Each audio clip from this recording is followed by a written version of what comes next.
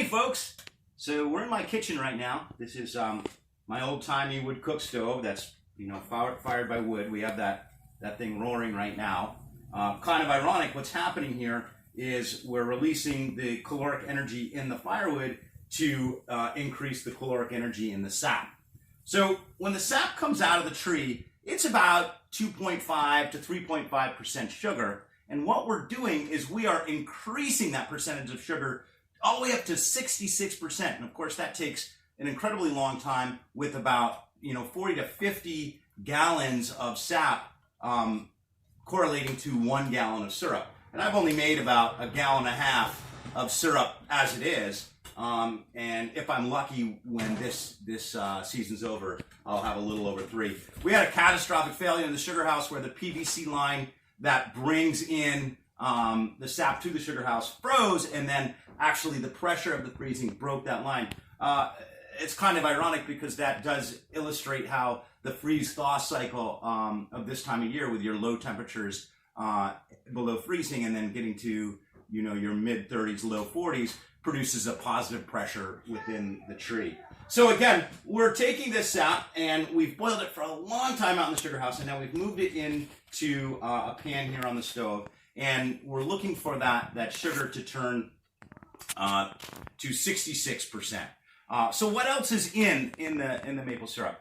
Well, it's actually loaded with all kinds of healthful goodies. So not only is it a very healthy substitute to refined sugars, but it's loaded with riboflavins, zincs, other antioxidants, which are really important when one's trying to stay healthy.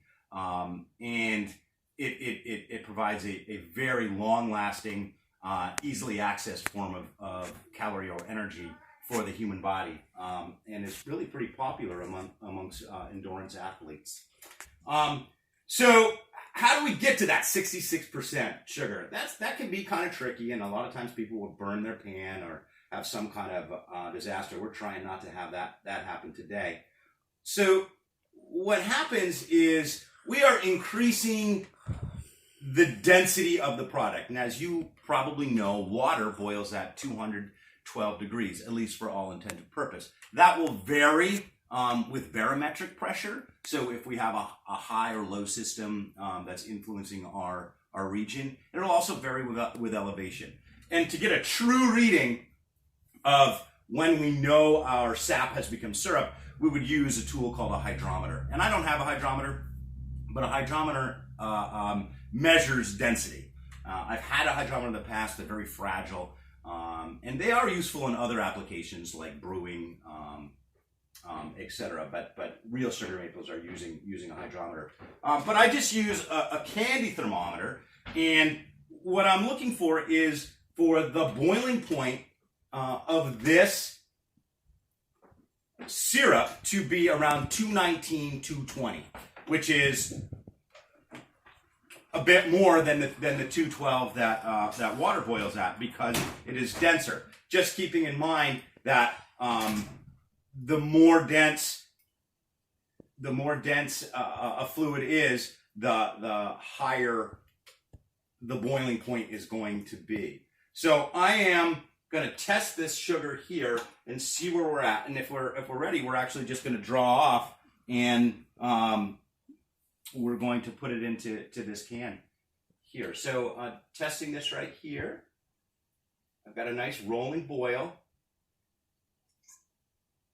And I think I can go just a little longer. So I'll just explain that as the season changes, the contents within the sap, in addition to the obvious water that's there, will change. The starches and carbohydrates, the chemical compounds coming up the xylem of the bark, have a different purpose within the physiology of the tree, and that sap will begin lowering its sugar content.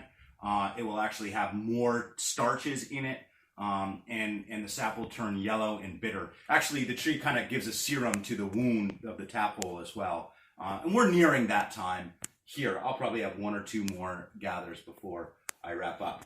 So here we go. Take a look at our candy thermometer here. And whoa, it goes down so quick. I'm gonna just do it again. 1, 2, 3, 4, and 5. So that is just about 219. So I'm going to grab my pot holders here, and I'm going to take this, and I'm going to scoop it out like so. There it is. There it is, maple syrup. And I'm going to bring it over to this mason jar with cheesecloth as a filter and pour it in to the mason jar. And that will filter out any of the actual solids that are in there. And will later be canned to be used by my family all year long. So I hope you enjoyed it. Take care.